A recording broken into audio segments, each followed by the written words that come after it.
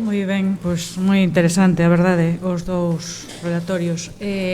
Agora imos ter un pequeno tempo para o coloquio, se vos parece, para que ningunha persoa quede sen intervir, podemos facer unha quenda de intervencións entre todas as persoas que levantedes a man e despois que contesten Beltrán e Luís ao que lles toque.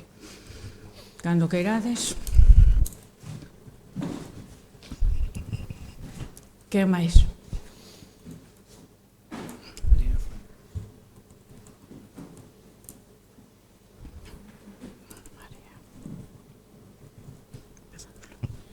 Pois moitas grazas outra vez, que fascinante as cousas que contades para os que non estamos tan na hallada dos tecnicismos xurídicos, destas cousas.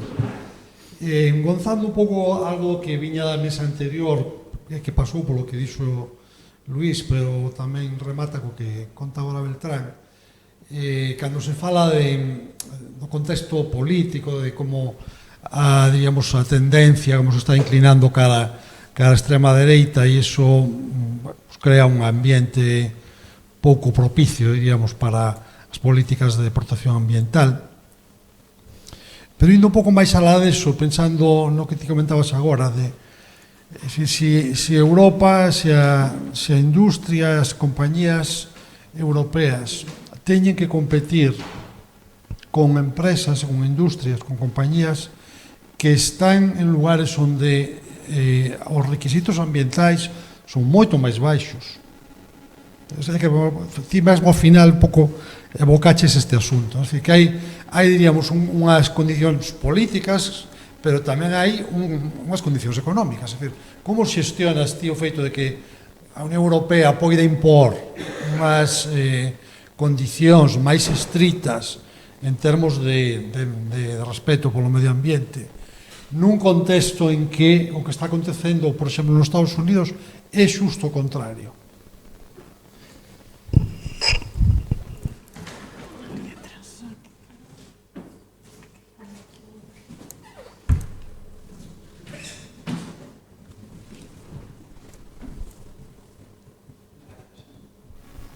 Eu quería preguntar en relación coa tese proposta de que España establecese o seu propio réxime de responsabilidade civil por danos derivados de filtración de hidrocarburos e demais, como se podería primeiro facer valer ese réxime por parte de España soamente e logo como se podería executar ese réxime en xurisdiccións estranxeiras, porque vimos que as sentenzas españolas derivadas do caso do Prestige, cando se intentaron facer valer en xurisdiccións estranxeiras, estou pensando no Reino Unido, pois se atoparon moitos problemas e incluso no caso do Prestige pois non foi posible, malia que unha sentenza do Tribunal de Xustiza por vía prexudicial pois dictaminara que consonte a normativa da Unión Europea esa sentenza debía aplicarse por riba dun laudo arbitral. Entón, ademais, como podería ese réxime facerse valer por riba dos sistemas arbitrais que parecen estar tan asentados na práctica?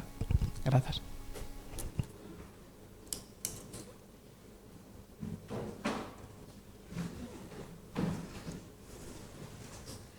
Ben, a miña intervención ia un pouco na liña que comentou Enrique tamén, pero eu que penso, non, desde o que é a legislación educativa, onde sempre tivemos esta sensación de bandazos, de que o marco legislativo, o marco curricular depende do goberno, e sabemos que se hai un cambio de goberno hai un cambio de marco curricular e de orientación. E tomando a idea da importancia da presión social, no, que aquí, bueno, vémola, estámola vendo pois, no tema de Gaza, vémola en temas medioambientais como de Altri, pero ao mesmo tempo coa polarización ideolóxica e social vemos que tamén comeza a haber movilización ou tensión cara a outro lado, no? E xustamente as políticas medioambientais pois son un cabalo de batalla de atacar por iso, no? Por cuestionar e que entón non somos competitivos e que o que queren os ecoloxistas é afundir a economía. Entón, bueno, dentro desa idea que xa saiu na primeira mesa de que non estamos no mellor momento, non? Que apuntaba Alba, e esa expresión, ademais, que me quedou a mí na cabeza de Consuelo Castro Rey de inaplicación práctica consentida, non? Que realmente é algo, bueno, que ilustra moito, pensando na Carta Europea e todo isto. Como imaginades o futuro nesta cuestión? Dicir, estas tensións sociais e como se van plasmar no regulamento xurídico, imos entrar eso nunha batalla de alternancias, de tiróns, que pode pasar?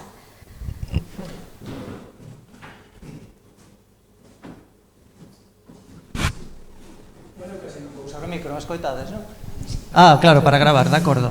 Bueno, boa tarde, son Finseresa, secretario técnico de ADEGA.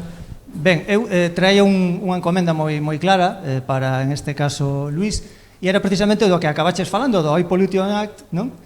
Como alternativa a túa legislación, porque nós, cando foi toda a catástrofe do Prestige e posteriormente, poñemos como exemplo a legislación que deu orixe a Mará Negra do Exxon Valdez, non?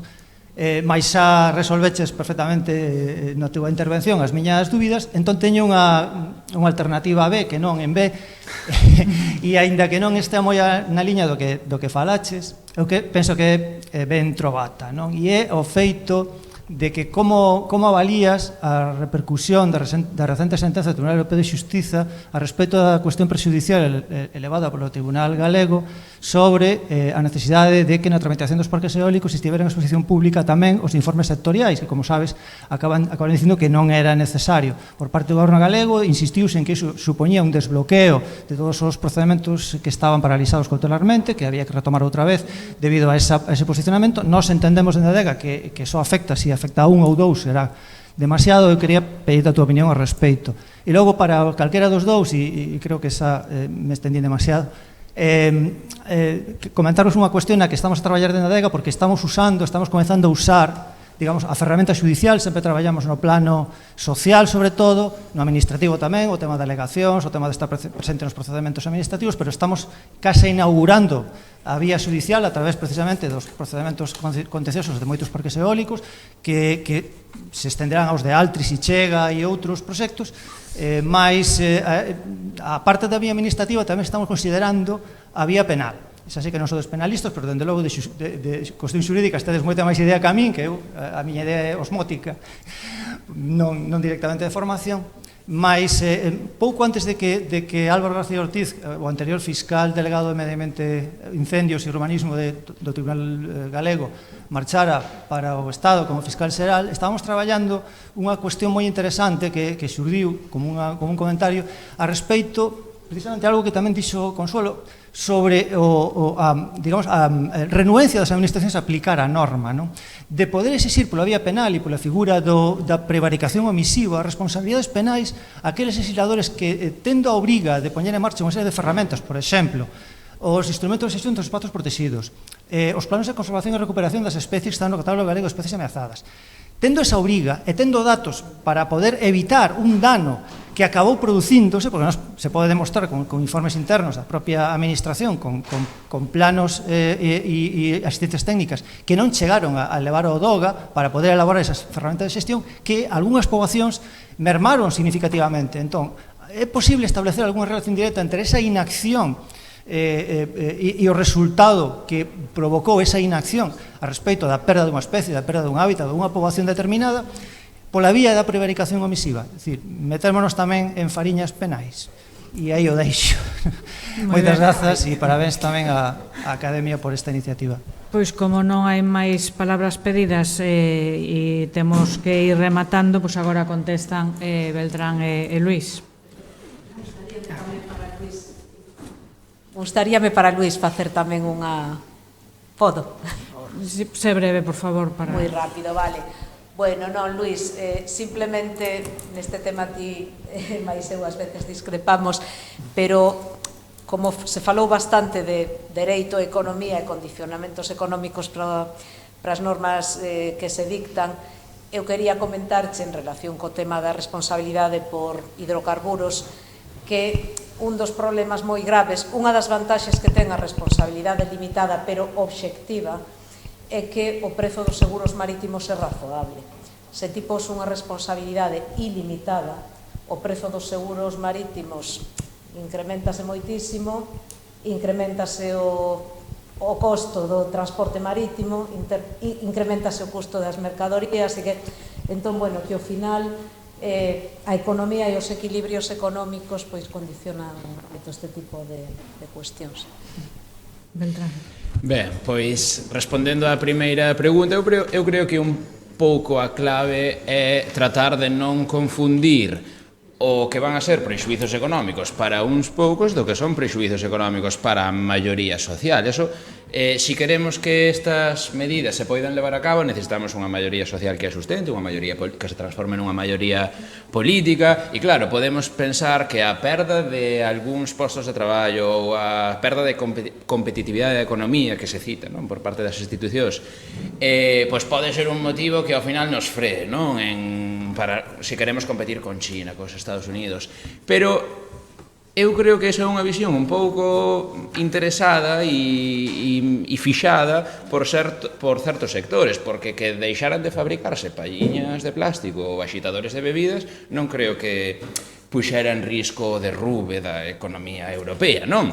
E nese sentido, pois, creo que o futuro está en facer ver que nos conflictos, neste tipo de conflictos ambientais e cando se están facendo este tipo de normas que lle afectan a intereses empresariais ou intereses económicos, non sempre coincide o interese duns poucos, os intereses económicos duns poucos que ao mellor fan moito ruido, porque teñen mecanismos para facerse valer ante as institucións europeas, para defender igual X postos de traballo, pero non se, digamos, que prevalecen sobre os intereses dunha maioría, que a veces, en transformar o modelo productivo para fomentar servizos de reparación, créanse tantos postos de traballo como se destruíron en importar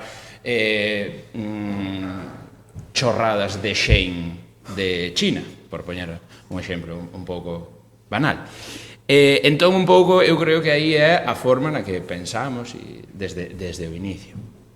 E sobre o resto de cuestións, bueno, creo que fins a segunda cuestión, non? Non me sinto preparado para respondela, pero creo que a responsabilidade penal de funcionarios ou de responsables políticos a nivel persoal, pois hoxendía, tal e como está configurada, é moi limitada. E moito máis se falamos de inaccións, porque aínda, bueno, podemos falar a responsabilidade ante determinada catástrofe, como estamos vendo na Dana en Valencia, non? Pero ante inaccións, cando se trata de instrumentos, ademais de carácter programático, como non desenvolver un plan contemplado na disposición adicional segunda da Lei da Paisaxe, pois é difícil traducilo logo en responsabilidades xa políticas, administrativas e moito menos penais. Pero, bueno, tampouco me sinto especialmente cualificada para responder a esta cuestión. Vamos alá, entonces, co campo de minas. Puxastes, quedamos en que as preguntas eran facilitas. Bueno, Quique falaba do tema da pérdida de competitividade porque noutras latitudes do planeta se compite dopados, non? Porque a nivel ambiental eu sempre pensei e defendín noutra vida pasada que non debería de haber tratados de libre comercio tal e como están entendidos hoxe desde o GATT. E non sei en que momento a esquerda foi defensora do libre comercio mundial. Non o sei. Digo a esquerda, que é postulados progresistas baseados na democracia, no Estado social e na protección do medio ambiente. Polo menos iso.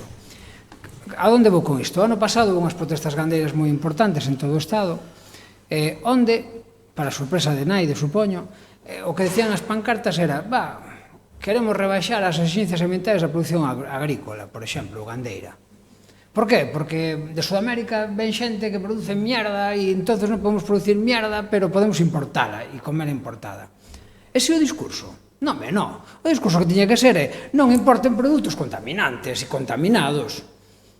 Nosotros vamos a producir os alimentos que necesitamos, postular a soberanía alimentaria e, ademais, de proximidade, con maior sostenibilidade, etc. Entonces, claro, quen compite por baixo do estándar é quen ten que ter a restricción no mercado, non ao revés. Que estamos pedindo? Ir por baixo. Se pedimos ir por baixo rebastando estándares, non vamos jamás a poder competir con eles, porque o que ahora se chama competitividade, en realidade é explotación colonial, en moitos casos. E mão de obra esclava.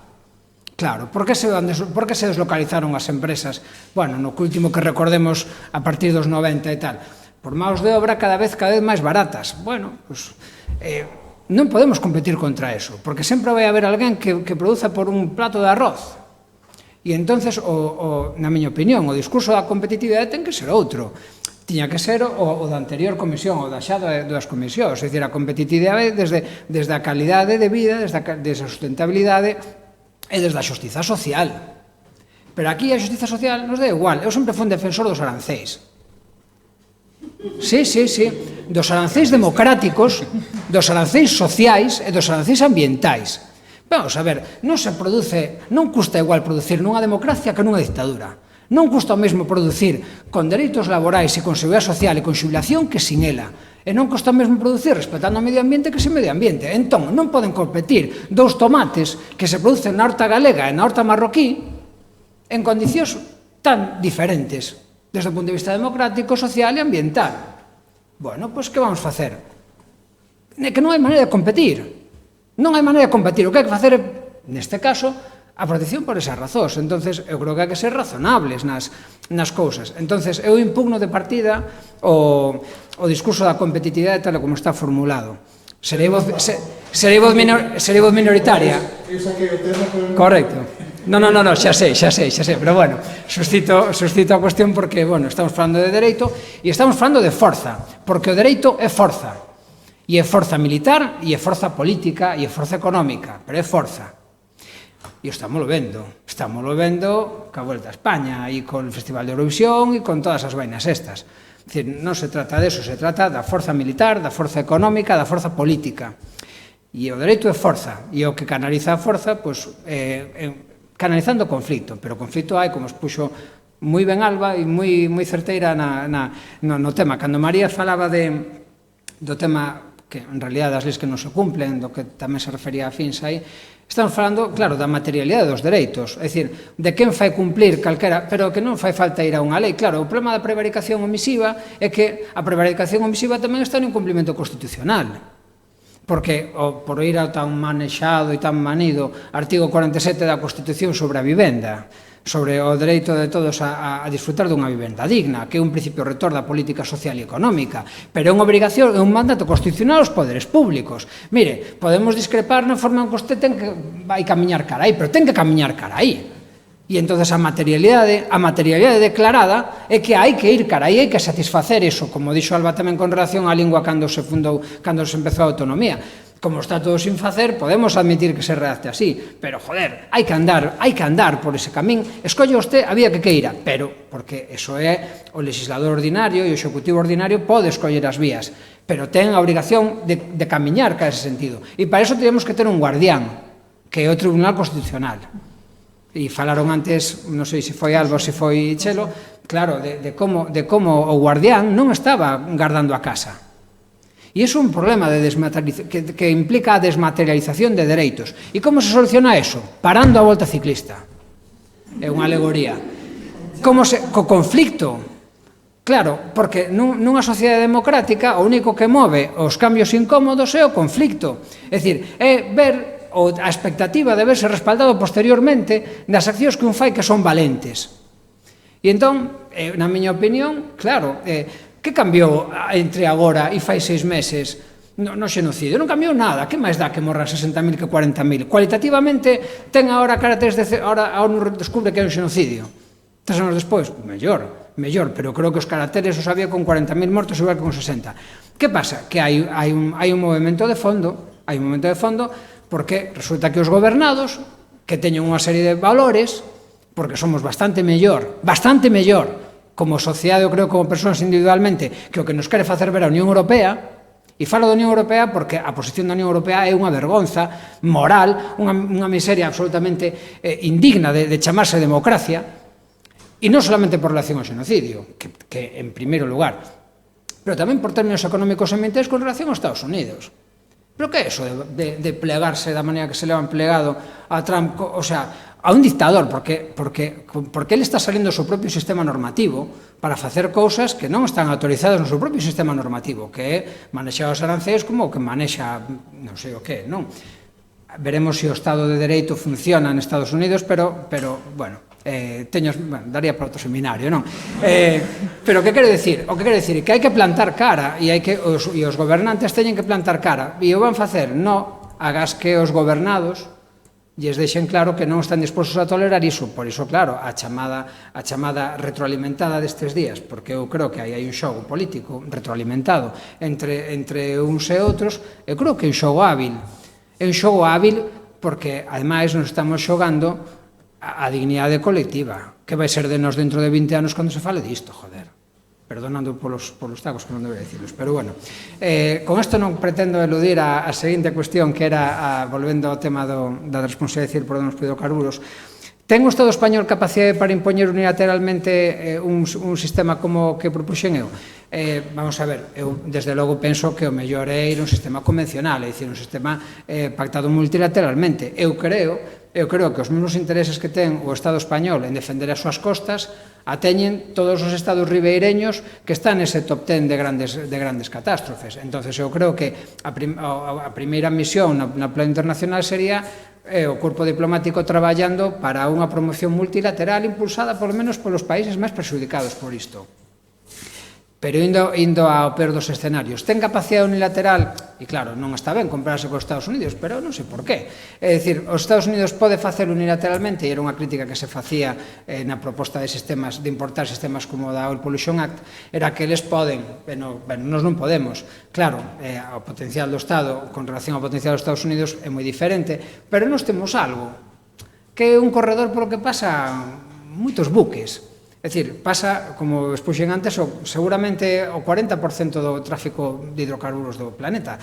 E entonces, afastalo fora das aguas territoriais, como pode impoñer iso? Pode impoñer dicindo, aquí non está exercendo o paso inocente. O paso inocente en dereito internacional o dereito que poden facer os buques estranxeiros das aguas soberanas españolas, non? E eu creo que aí habería marxen para impoñer unilateralmente esa situación. E despois outra cuestión que é moi interesante xurídicamente, a máis interesante seguramente dos últimos tempos a nivel, por lo menos para o Estado español, a nivel internacional, que é o tema de facer valer as propias resolucións. Eu creo que hai que ir de novo a un xogo de poder pactado, é dicir, condicionar, eu creo que se debe ter feito xa, posto en riba da mesa, condicionar o recoñecemento de outra serie de resolucións conforme a lex mercatoria que se producen en tribunais arbitrais estranxeiros, a que a nós tamén nos recoñezan a capacidade de impoñer as nosas propias resolucións nesta materia. Isto é complexo, non digo que seña fácil, eu digo que hai unha solución polo menos teórica ou polo menos unha forma de plantexar o conflicto polo menos teórico. E vou acabando. Con relación a primeiras cuestións que plantexaba Fins, non vou a contestar, lóxicamente, porque é un asunto que temos no xulgado e, polo tanto, a min correspondeme falar por os autos e sentencias que firmo e que perdonarme por esa cuestión. E en relación ao tema da prevaricación omisiva, xa dixen tamén o tema respecto da Constitución como exemplo paradigmático, non? Hai un problema que os grandes guardiáns que teñen que facer iso, non? Mais alá deso non podo decir nada máis concreto. Grazas. Pois moitas grazas, eu creo que foi interesantísimo tanto os 4 relatorios como tamén o coloquio. Eu creo que, lóxicamente, como decía antes, e é mesmo... Perdón, me quedaba a cuestión de Chelo. Perdón. Claro, Chelo dice algo que é a verdade. Se poñemos unha responsabilidade limitada, a ver quen paga os seguros. Pois que non os pague naide, non transportamos petróleo. Claro, en realidade non vai pasar iso. O que vai pasar é que vaise mutualizar e, desde logo, vai aumentar o precio, debería aumentar o precio, porque eu creo que debería aumentar o precio. Debe aumentar o precio porque o petróleo non é auga.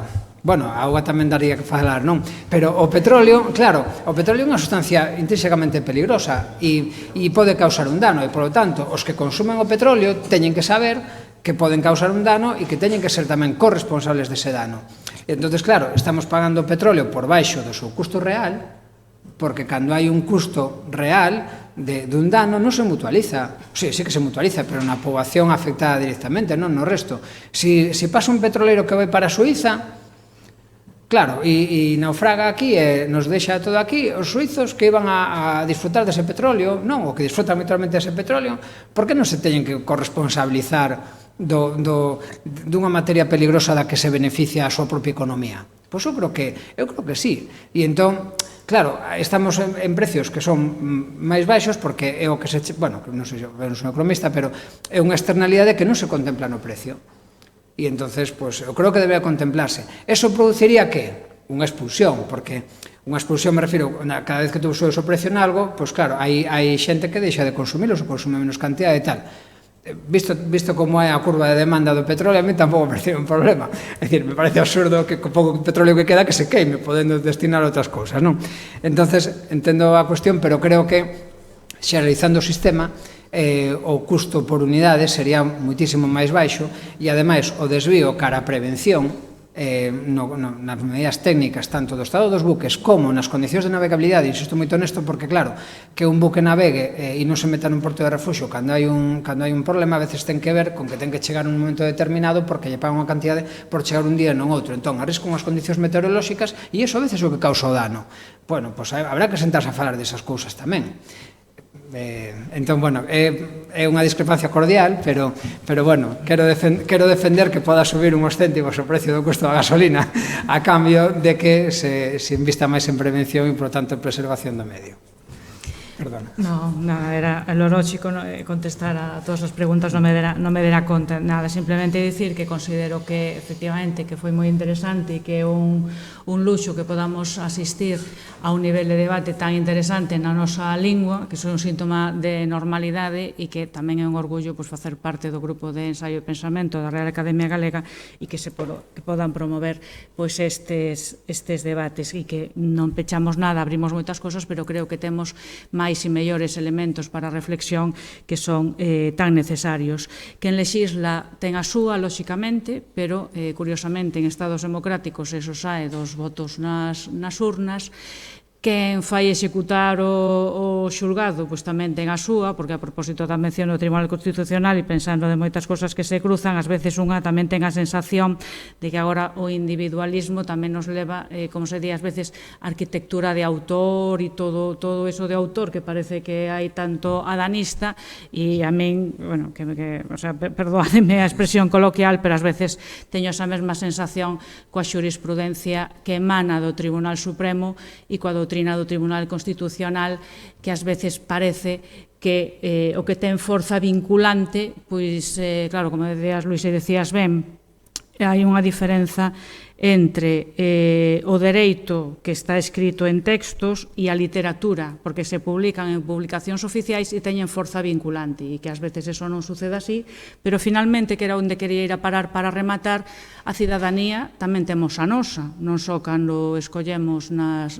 eleccións, senón tamén no que facemos ao longo dese período, como persoas que traballamos, como persoas que consumimos, e ás veces tamén nos gusta máis subcontratar a democracia mentre nos tomamos unha caña, que é lexítimo, e lógico que pase eso, sobre todo cando vemos as noticias, pero desde logo non é lexítimo, non é lexítimo no sentido de que non é xusto que nos estendamos como se non fora con nós, aínda que cada un ten as súas e non todas son iguais. E simplemente quería rematar con outra cita de Petra Kelly que ten que ver con isto e que está escrita hai casi 40 anos, polo que decía isto tamén un pouco da dimensión e perspectiva histórica, e que ten que ver con elementos que saíron tanto nas ponencias como no propio coloquio, que dicía: non podemos permitir baixo ningunha circunstancia que se utilice o argumento da xustiza social e do mantemento dos postos de traballo como arma contra a solución de problemas ambientais.